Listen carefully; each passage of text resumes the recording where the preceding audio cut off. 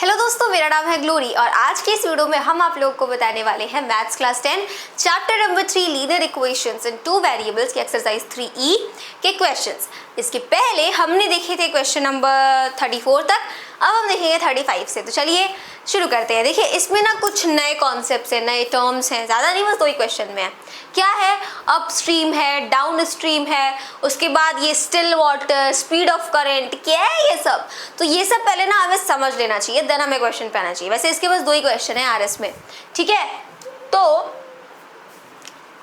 अब देखिए ये जो क्वेश्चन है ना वो रिलेटेड है बोट से। अब आप सोचो बोट कहाँ चलाएंगे? अरे यार ऐसे लैंड पे थोड़ी चलाएंगे बोट, पानी में चलाएंगे ना, नदी में चलाएंगे ना।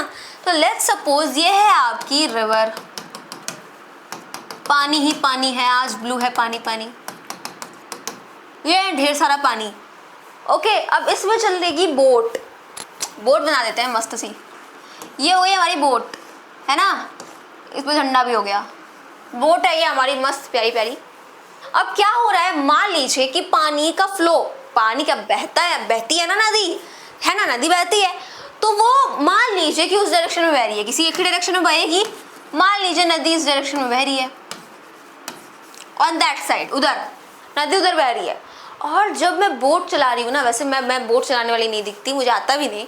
मान लीजिए जो इंसान बोट चला रहा है वो उधर इसी डायरेक्शन में चला रहा है, मतलब कितना इजी है ना। जिस डायरेक्शन में पानी बह रहा है उसी डायरेक्शन में अगर बोट भी चल रही है, मतलब सेम सेम बट डिफरेंट, मतलब कि जिस डायरेक्शन में पानी बह रहा है उसी डायरेक्शन में अगर बोट भी चल रही है तो उसको हम सिंपली कहते हैं डाउन स्ट्रीम। क्या बोलते हैं? Down stream. बस इतना ही होता है डाउन स्ट्रीम, इतनी भयंकर टर्म है लेकिन मतलब ये है ना। तो जिस डायरेक्शन में पानी बह रहा है अगर उसी डायरेक्शन में बोट भी चलेगी then we will call it downstream. अब बात करते हैं अप स्ट्रीम क्या होता है। मान लीजिए यही पानी है, ढेर सारा पानी पानी। अब ये जो पानी है ये इसी डायरेक्शन में बह रहा है, ओके, इसी डायरेक्शन में बह रहा है। लेकिन जो मेरी बोट है ना भैया, आज कुछ तूफानी करते हैं, आज कुछ तूफानी करने का मन है। बोट हम चला रहे हैं इस डायरेक्शन में, उल्टी दिशा में चला रहे हैं भाई साहब बोट, पानी बह रहा है उधर, मैं बोट चला रही हूँ इधर। मतलब जिस डायरेक्शन में पानी बह रहा है अगर आप उसके उल्टा बोट चलाते हैं then we will call it upstream. बस इतना सही था, तब आप उसको अप स्ट्रीम बोल देते हैं। था ना इजी। अब आती है दो और टर्म, ठीक है। एक होता है स्टिल वाटर। स्टिल वाटर क्या है? स्थिर। आपने स्टिल मतलब सुना है? स्टिल मतलब क्या होता है? स्थिर। जैसे हम लोग बोलते हैं या bro I understand but still, तो वहां पे इसका मतलब तो फिर भी हो गया कि हाँ मैं समझ रही हूँ लेकिन फिर भी लेकिन यहाँ पर स्टिल का मतलब होगा स्थिर, है ना। स्थिर पानी है एकदम। स्थिर पानी मतलब क्या? अगर पानी बह रहा है, पानी अगर बह रहा है तो वो स्टिल कहाँ हुआ भाई, वो स्थिर कहाँ हुआ। मैं तो ऐसे बह रहा है ना पानी, अगर वो एकदम सख्त है भाई, ठीक है, वो स्टिल एकदम स्थिर है तो हम उसको बोलेंगे स्टिल वाटर। अब आपको ऐसे बोलेगा find the speed of the seller. Seller क्या होता है? वो टेलर नहीं, सेलर मतलब जो नाव वगैरह चलाते हैं उनको हम सेलर बोलते हैं, ठीक है। तो सेलर बोलेगा कि सेलर की स्पीड बता दो भाई साहब इन स्टिल वाटर, बोट की स्पीड बता दो इन स्टिल वाटर। स्टिल वाटर मतलब क्या कि ना अप स्ट्रीम है ना डाउन स्ट्रीम है भाई, स्थिर पानी है एकदम, ठीक है। अब आगे दूसरा आता है करंट। करंट क्या? वही क्या जो लाइट वाला करंट होता है? अरे नहीं, जो करंट जिसको लगता है तो लोग ऊपर चले जाते हैं, वो वाला करंट नहीं। करंट मतलब कि जो स्ट्रीम है, मतलब जो पानी है उसके बहने का स्पीड क्या है। अब पानी बह रहा है, कुछ स्पीड होगा, अगर बोट चल रही है उसकी कुछ स्पीड होगी। अरे यार कोई भी चीज़ चल रही है उसकी स्पीड होगी ना यार कुछ। अगर मैं ऐसे ऐसे चलूँ तो भले मेरी स्पीड बहुत कम है लेकिन है तो, एटलीस्ट है तो, है ना। सिमिलरली अगर पानी बह रहा है तो उसकी भी कुछ स्पीड होगी भाई साहब, है कि नहीं। तो उसी स्पीड को हम कहते हैं करंट। अब आपसे बोलेगा करंट की स्पीड बता दो जी, है ना। तो करंट मतलब वो करंट नहीं, करंट मतलब जो स्ट्रीम है ना उसकी स्पीड बताओ तुम, पानी जो बह रहा है उसकी स्पीड तुम बता दो, ठीक है। तो ये बस चार टर्म्स है जो आपको समझने की जरूरत है। अब हम अपने क्वेश्चन पे आ जाते हैं क्योंकि हम बढ़िया से सीख चुके हैं चारों टर्म्स को। क्या है question? A sailor goes 8 kilometers downstream in 30 minutes and return in 1 hour. मतलब कि एक सेलर है वो क्या कर रहा है, वो डाउन स्ट्रीम, मतलब कि नदी अगर उस दिशा में बह रही है तो वो अपनी बोट को भी उसी दिशा में लेकर जा रहा है, काफी समझदार है ना। नदी जिस दिशा में बह रही है उसी दिशा में वो अपनी बोट भी चला रहा है, तो दैट इज डाउन स्ट्रीम। तो वो क्या करता है, 8 किलोमीटर जाता है डाउन स्ट्रीम, बढ़िया अपनी बोट से, है ना, बढ़िया अपनी बोट से जाता है 8 किलोमीटर डाउन स्ट्रीम। और कितनी देर में जाता है, 40 मिनट में। मतलब वो 8 किलोमीटर उसको डाउन स्ट्रीम में कवर करने में लग जाते हैं 40 मिनट। वही जब वो वापस आता है तो 1 घंटे लगते हैं। अब ये आ गई जी कॉमन सेंस वाली बात। अब आप में से बहुत से लोगों को पता चला गया होगा कि हैं वापस आता है तो 1 घंटा क्यों लग जाता है, तो 8 ही किलोमीटर रहा है, डिस्टेंस तो 8 ही किलोमीटर है, तब भी टाइम क्यों ज़्यादा लग गया। इसलिए लग गया कि देखो भाई, जब वो मस्त जा रहा था तो पानी भी उसका सपोर्ट कर रहा था, जिस डायरेक्शन में पानी बह रहा था उसी डायरेक्शन में बोट भी चल रही थी।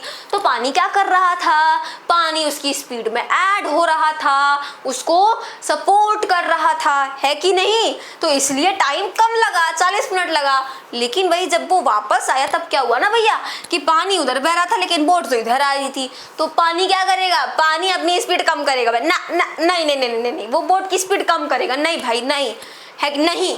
तुम ऑपोजिट दिशा में लेकर आ रहे हो बोट को, तो तुम्हें ऑफ कोर्स फोर्स ज्यादा लगानी पड़ेगी, तो तुम्हारी स्पीड कम हो जाएगी। स्पीड कम होगी तो ऑफ कोर्स टाइम ज्यादा लगेगा। स्पीड और टाइम इनवर्सली प्रोपोर्शनल होते हैं, राइट। जितनी तुम स्पीड बढ़ाओगे टाइम उतना कम होगा, जितनी तुम स्पीड कम करोगे टाइम उतना बढ़ेगा, है ना। तो इसलिए वापस उसको 60 मिनट लगे और जाने में 40 मिनट ही लगे थे।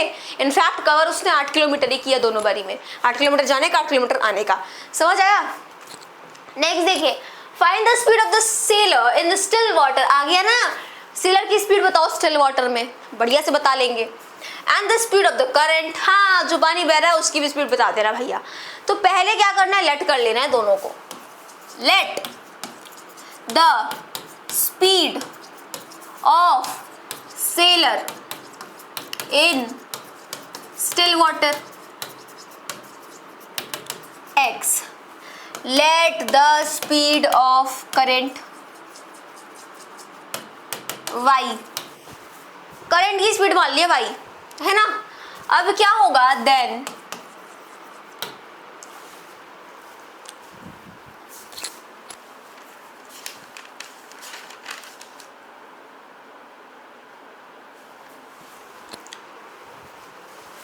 Speed downstream, downstream. अब एक चीज ना आपको समझनी होगी, मैंने जैसे अभी बोला कि जब डाउन स्ट्रीम चलते हैं तो जो पानी होता है ना, पानी की जो स्पीड होती है वो क्या करती है, वो बोट की स्पीड में ऐड करती है, उसको सपोर्ट करती है। तो इस चीज से आप याद रख सकते हैं कि जब भी डाउन स्ट्रीम की स्पीड होगी तो वो हमेशा x प्लस वाई होगी। क्या होगी, x प्लस वाई होगी, ठीक है। स्टिल वाटर की स्पीड प्लस जो करंट की स्पीड है, क्योंकि वो उसका सपोर्ट करेगा। सो हम क्या लिखेंगे, x plus y kilometre per hour. Speed upstream, upstream में क्या होता है ना भैया, अप स्ट्रीम में ना कोई सपोर्ट वपोर्ट नहीं होता, तो प्लस नहीं करते, माइनस करते हैं, बस सिंपल है। x minus y kilometre per hour. Downstream की स्पीड आ गई, अप स्ट्रीम की स्पीड आ गई। अब दोनों केसेस देख लीजिए आराम से। केस फर्स्ट, हमें पता है डिस्टेंस इक्वल टू होता है स्पीड अपॉन टाइम, होता है ना, distance equal to speed upon time. Similarly time is equal to distance upon speed. तो क्या करेंगे, टाइम दोनों का पता है तो दिमाग लगाएंगे, डिस्टेंस अपॉन स्पीड कर देंगे। डिस्टेंस 8 किलोमीटर है, अपॉन पहले वो गया, क्वेश्चन में बोला है गया तो डाउन स्ट्रीम गया, है ना। तो क्या हो गया, x प्लस वाई हो गया। डाउन स्ट्रीम की स्पीड क्या है, x प्लस वाई। तो distance upon speed 8 upon x plus Y equal to time कितना लगा, 40 मिनट। अब यार ऐसे ही नहीं 40 लिख देंगे, गलत हो जाएगा, उसको करना पड़ेगा आपको कन्वर्ट आवर्स में। तो 40 अपॉन 60 क्या होगा, 0 से 0 उड़ा दिया मैंने, इधर 2 बचा, इधर 3, 2/3। थोड़ा सा सॉल्व कर लेते, ज़्यादा नहीं, थोड़ा सा। 2x प्लस 2y, 8 3 24, 24 आ गया, 2 कॉमन ले लें, x plus Y equal to 24, x plus Y equal to आ गया जी 12, हो गई इक्वेशन फर्स्ट।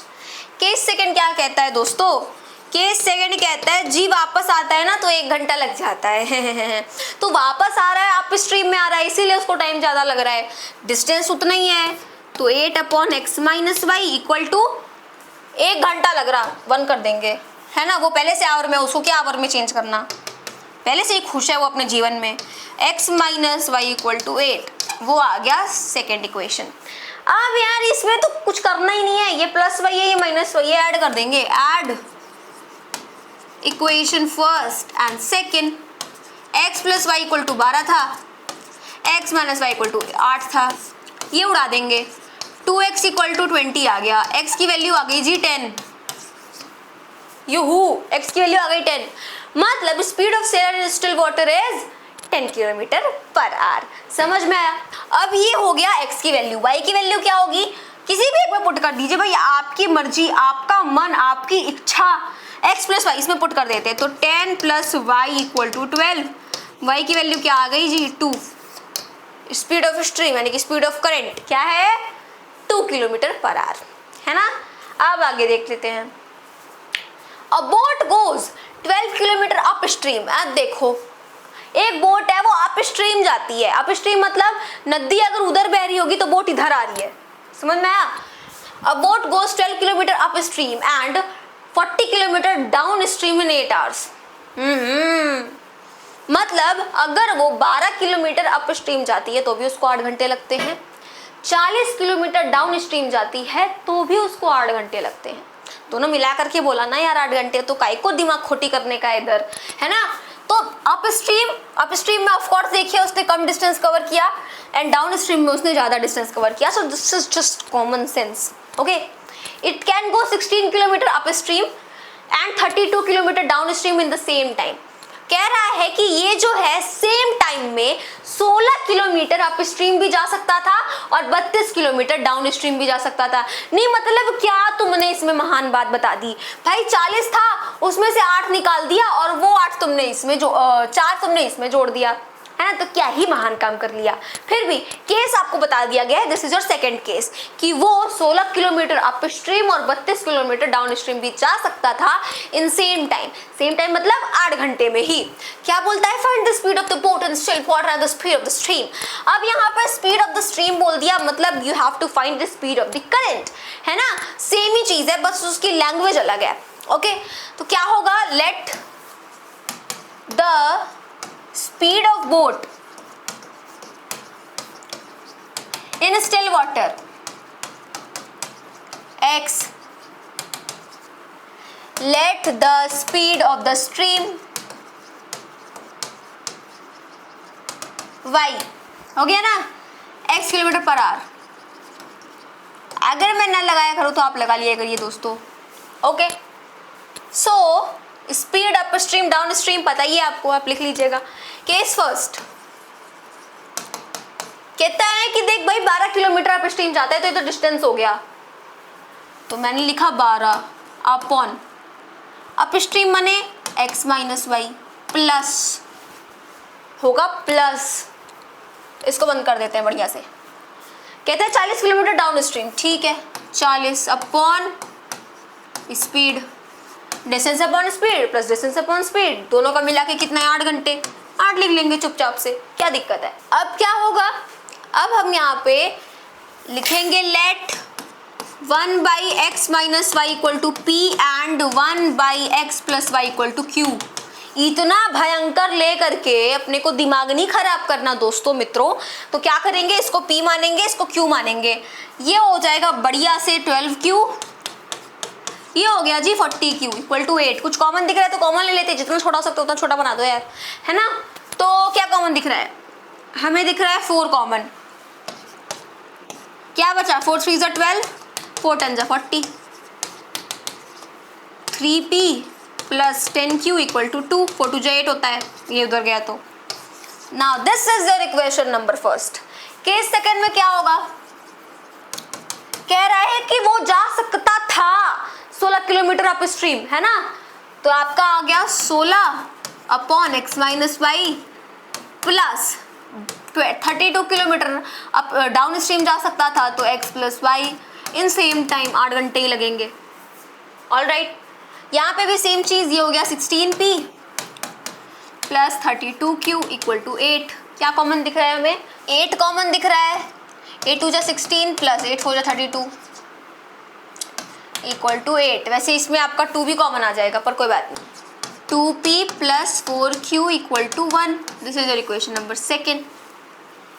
ये देखिए 3p है, ये 2p है, इसमें 2 से मल्टीप्लाई, इसमें 3 से मल्टीप्लाई।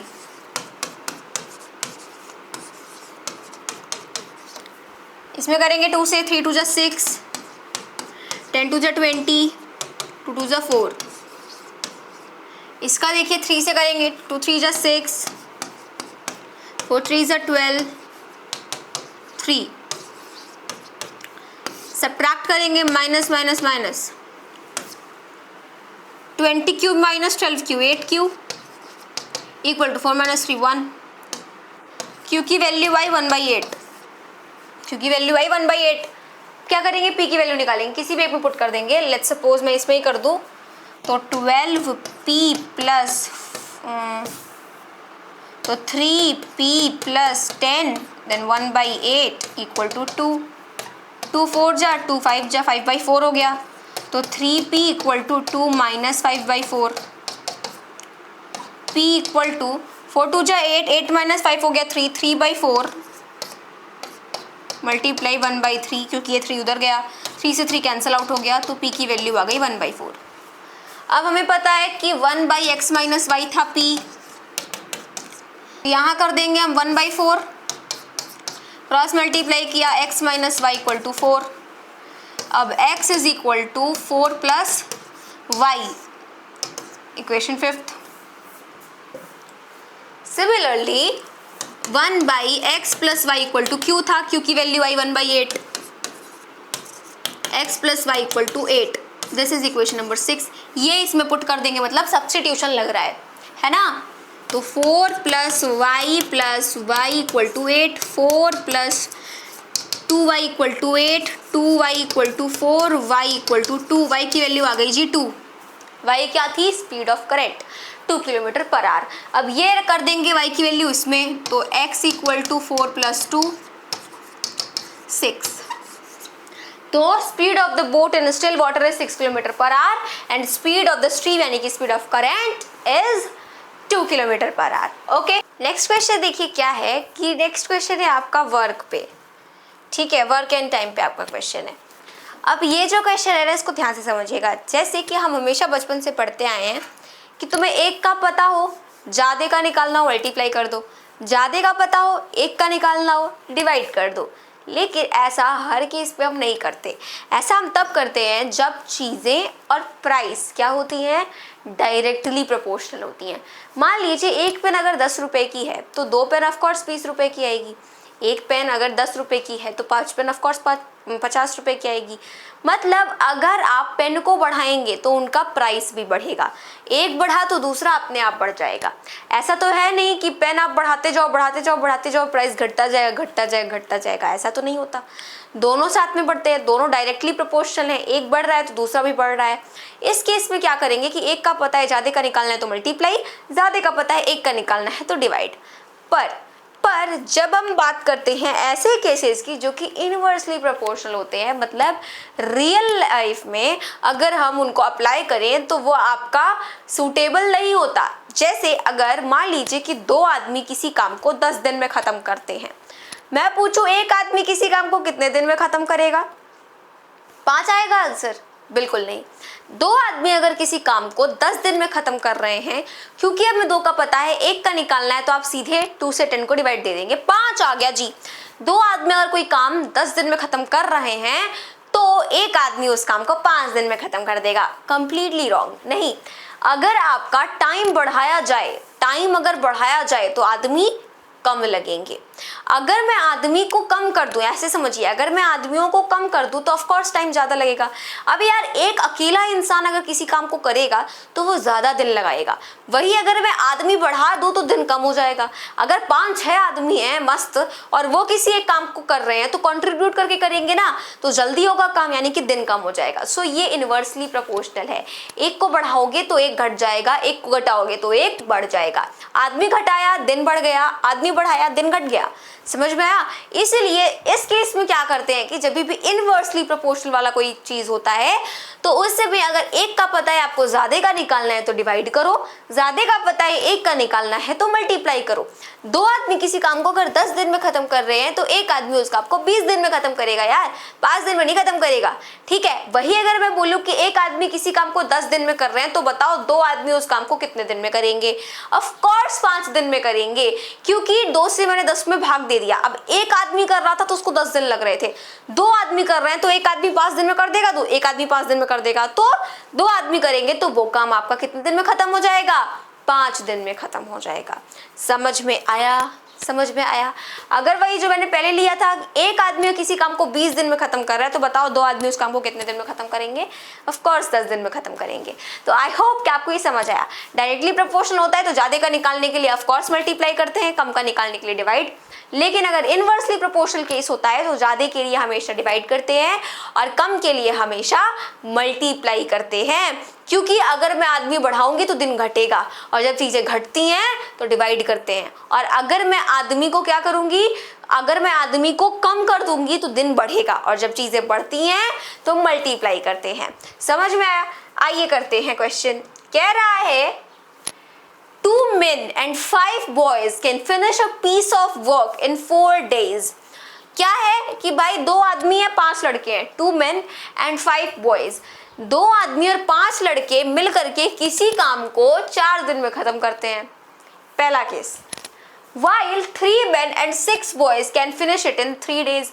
वही अगर 3 men और 6 लड़के हो जाएं तो वो उसी काम को 3 दिन में खत्म कर देंगे। देखो, अगर लोग बढ़ गए तो काम जल्दी खत्म हो जाएगा और लोग घटा दिए तो काम देर में लगेगा। Find the time taken by one man alone to finish the work and that of taken by one boy alone to finish the work। अब बताना है कि अगर एक आदमी सिर्फ उस काम को करे तो कितना दिन लेगा और अगर एक लड़का सिर्फ उस काम को करे तो कितना दिन लेगा। बहुत सिंपल है, हम लिखेंगे let the time taken by one man equal to x, let the time taken by one boy y। ये तो हो गया कि एक आदमी उस काम को कितने दिन में खत्म करेंगे, तो ये पूरा दिन हो गया x। एक लड़का उस काम को कितने दिन में खत्म करेगा, वो पूरा हो गया y। मैं कह रही हूं कि एक आदमी x डेज लगा रहा है तो एक आदमी एक दिन में कितना काम कर रहा है, तो 1/x काम कर रहा है, डिवाइड कर देंगे। तो मैं यहाँ पे निकालूंगी कि एक आदमी एक दिन में कितना काम कर रहा है, क्योंकि पहले मुझे एक का निकालना पड़ता है, एक का। तो हम यहाँ पर लिखेंगे then 1 man's 1 day's work equal to 1/x, 1 boy's 1 day's work equal to 1/y। Case first, एक आदमी एक दिन में 1/x काम कर रहा है तो दो आदमी क्या करेगा, 2/x, 2 लिखा है, प्लस 5 बॉयज, एक लड़का एक दिन में 1/y काम कर रहा है तो 5 लड़के 5/y इज इक्वल टू क्या होगा, 4 दिन में कर रहे हैं तो ये भी 1/4 हो गया। 2p + 5q equal to 1/4। Simple लिख दीजिएगा where 1/x equal to p and 1/y equal to q। ये हो गई फर्स्ट इक्वेशन। केस सेकेंड में 3 मैन है तो 3/x, और क्या है 6 बॉयज हैं तो 6/y, 3 दिन में कर रहे हैं। 3p + 6q equal to 1/3।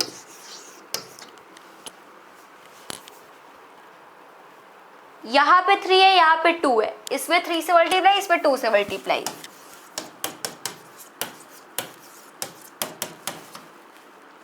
To 3 जा 6, 5 3 जा 15। अब क्या आएगा 3/4।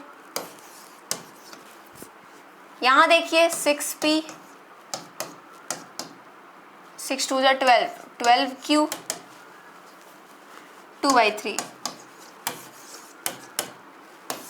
माइनस माइनस माइनस, ये कैंसिल आउट हो गया, ये 3q आ गया, 3/4 माइनस 2/3 क्या आ जाएगा, 3 3 ज़ा 9 माइनस 8/12 1/12 1/12। q की वैल्यू क्या आ जाएगी दोस्तों, यहाँ पे आएगा 1/36। p की वैल्यू कैसे निकालेंगे, किसी में एक में पुट कर देंगे, लाइक इसमें करते हैं।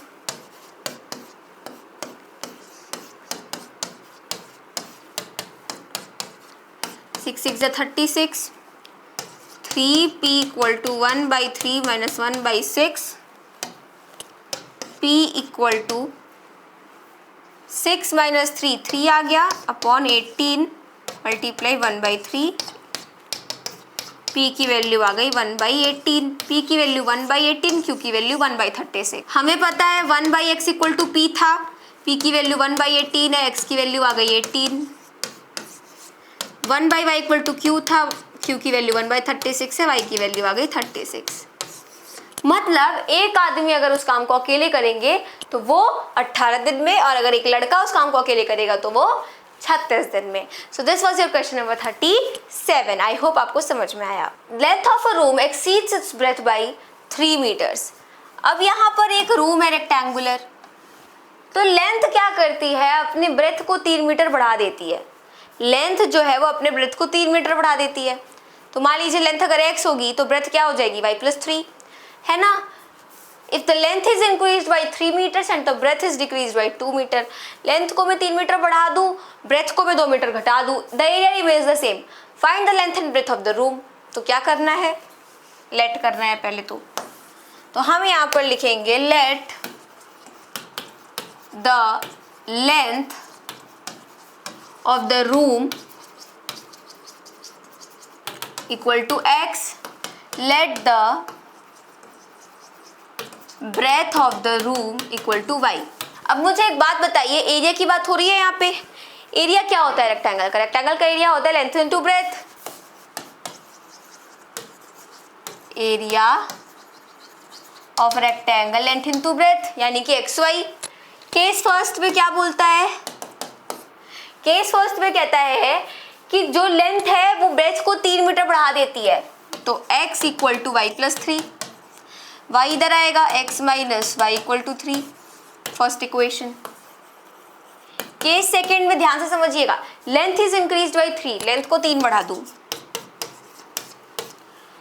Breath is decrease by 2, breadth को मैं 2 घटा दूं, मल्टीप्लाई किया मैंने लेंथ और ब्रेथ का, जैसे कंडीशन बोली गई थी, एरिया सेम रहता है, तो xy का xy आ जाएगा। थोड़ा सॉल्व करते हैं, xy ये -2x, ये +3y, ये -6 इक्वल टू xy, xy से xy कैंसिल। सेकेंड इक्वेशन, ये -2x है, ये x है, 2 में मल्टीप्लाई कर देंगे,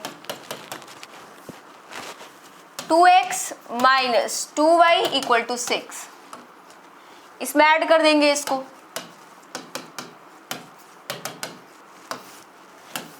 ये आया y, ये आया 12, यानी कि ब्रेथ आ गई आपकी कितनी, 12 मीटर। लेंथ भी निकाल लेते हैं, तो x minus 12 equal to 3, x equal to 15, यानी कि लेंथ आ गई 15 और ब्रेथ है 12 मीटर। था ना इजी। आगे देखिए, कह रहा है the area of a rectangle get reduced by 8 metre square when its length is reduced by 5 metre and its breadth is increased by 3 metre. Length को 5 मीटर घटा दूं, ब्रेथ को 3 मीटर बढ़ा दूं, तो उस रेक्टेंगल का एरिया जो है वो 8 मीटर स्क्वायर कम हो जाता है। ये केस फर्स्ट है।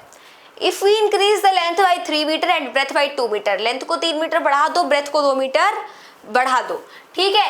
Area is increase by 74 metre square, तो एरिया 74 मीटर स्क्वायर बढ़ जाता है। Find the length and breadth of the rectangle, let the length x, let the breadth y,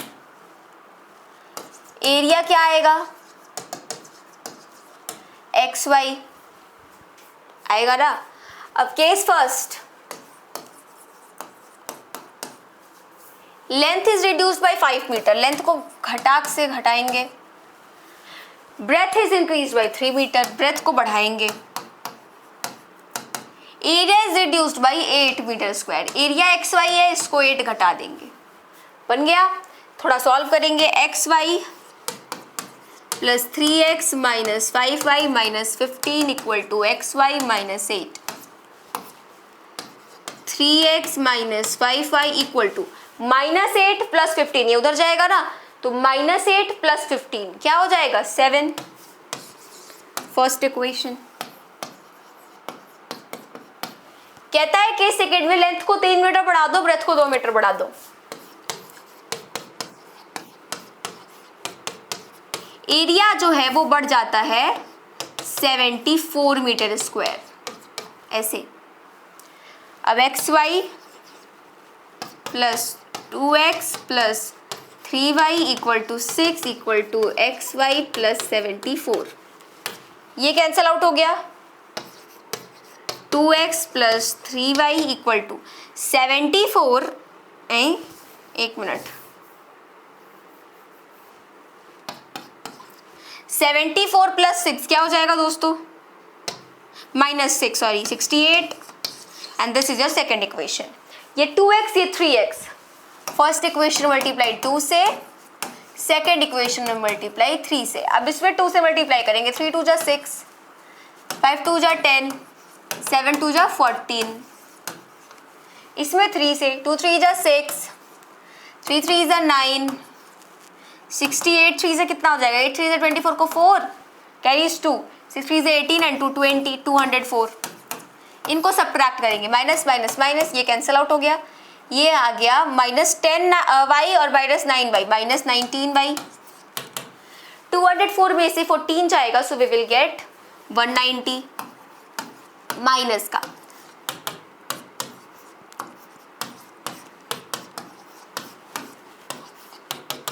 10 आ गई, ब्रेथ आ गई आपकी 10। लेंथ कैसे निकालेंगे, इसमें रख देते हैं, तो 3x minus 5 then 10 equal to 7, तो 3x इक्वल टू 7 प्लस 57, क्योंकि 50 क्योंकि 10 5 से 50 होता है, ये माइनस में उधर जाके प्लस में हो गया, तो x is equal to 57/3। x की क्या वैल्यू आ गई, 3 1 जा 3 एंड 3 9 जा 27, तो लेंथ आ गई 19 मीटर एंड ब्रेथ आ गया 10 मीटर। आगे क्वेश्चन कहता है the area of rectangle get reduced by 67 square metres when its length is increased by 3 metre and breadth is decreased by 4 metre. Same वही क्वेश्चन है जो हमने अभी पहले किया, क्वेश्चन नंबर 39 की तरह। Let the length be x, let the breadth be y, area हो गया एक्स वाई।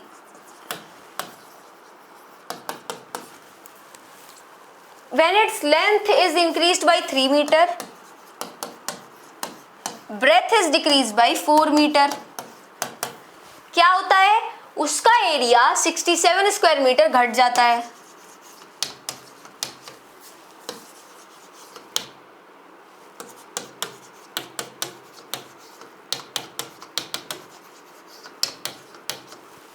अब देखिए एक्स वाई से एक्स वाई कैंसिल,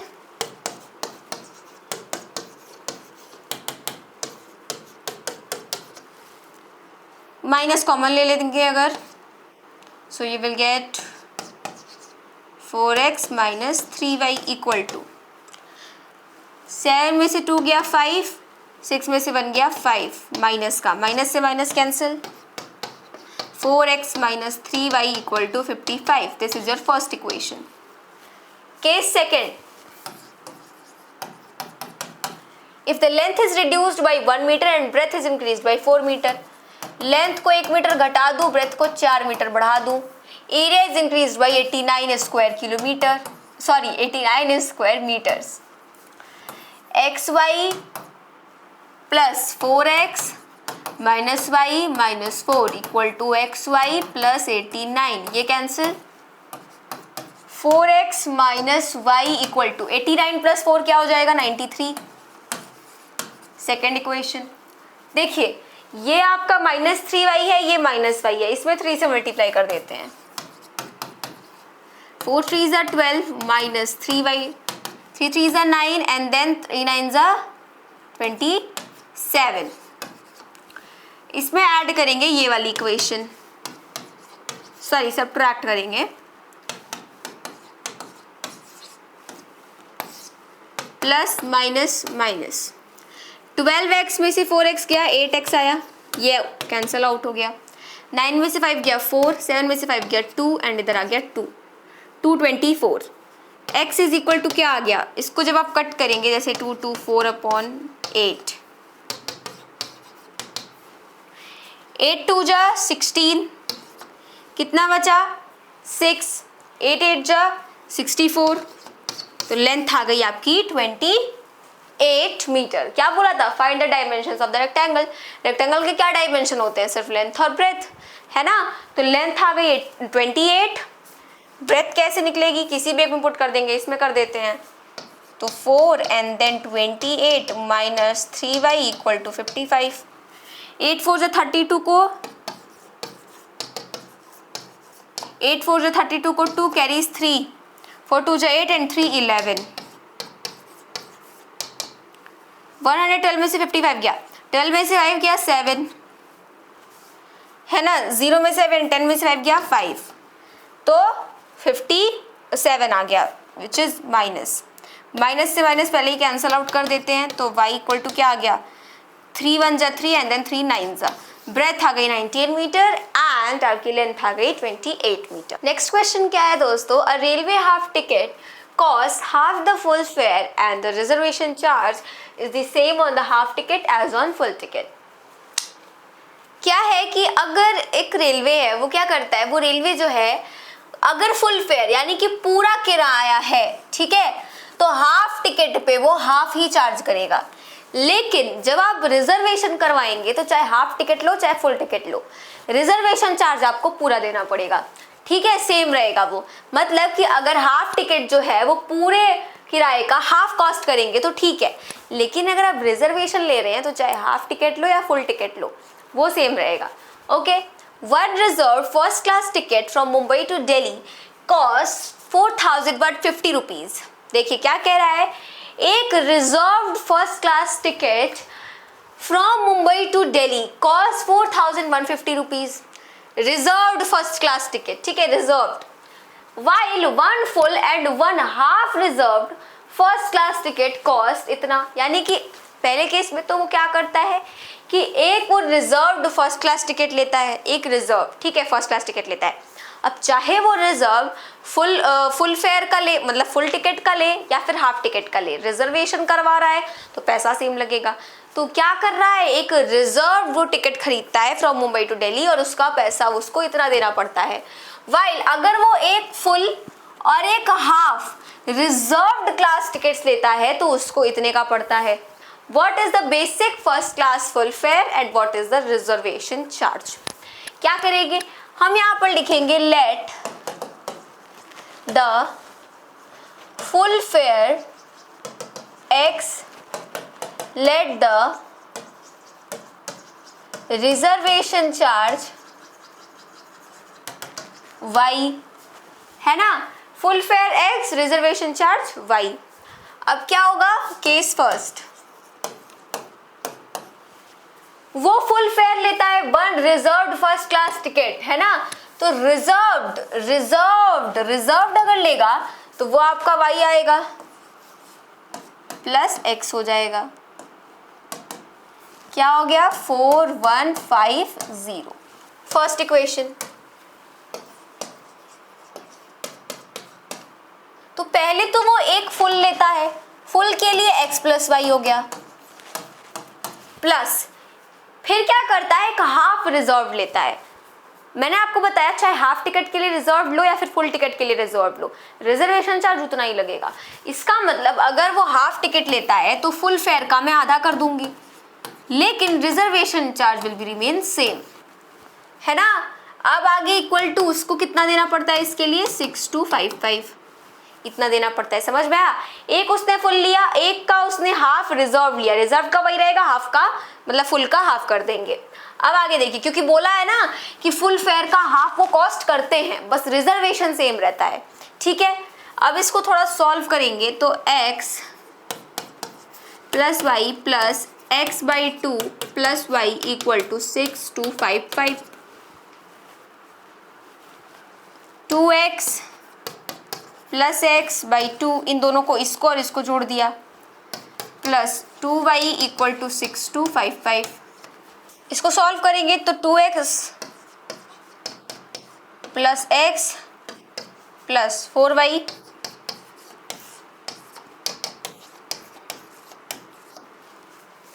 ये 3x हो गया प्लस 4y, 2 इधर आएगा मल्टीप्लाई, 5 2 से 10 को 0 कैरीज 1, 5 2 से 10, 1 11 को 1, 2 2 से 4 1 5, 2 6 से 12, 12 5 1 0।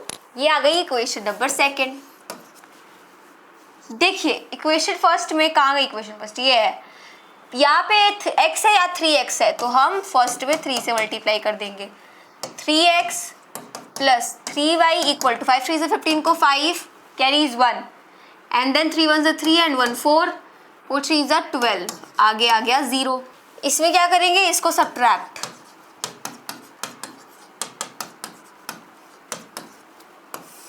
माइनस माइनस माइनस, ये आ जाएगा आपका माइनस वाई, 0 में से 0 गया, 11 में से 5 गया 6, 4 में से 4 गया 0, मतलब 60 ही आएगा, 60 ही आएगा। तो यहाँ पे आ जाएगा माइनस, वाई की वैल्यू आ गई 60, वाई की वैल्यू 60 मतलब क्या, वाई क्या है हमारा, रिजर्वेशन चार्ज, यानी कि रिजर्वेशन चार्ज है आपका 60 रुपये। अब आइए निकाल लेते हैं फुल फेयर कितना होगा, तो x plus 60 equal to 4150, x is equal to 0 में 0 गया 0, 15 में से 6 गया 9, आगे आ गया 0 एंड देन 4, 4090 रुपीज़, ये है फुल फेयर, 4090 रुपीज़ और रिजर्वेशन चार्ज सिर्फ 60 rupees. So this was your question number 41। मिलते हैं अपनी अगली वीडियो में, तब तक के लिए मेरे सभी दोस्तों को मेरी तरफ से जय हिंद, जय भारत।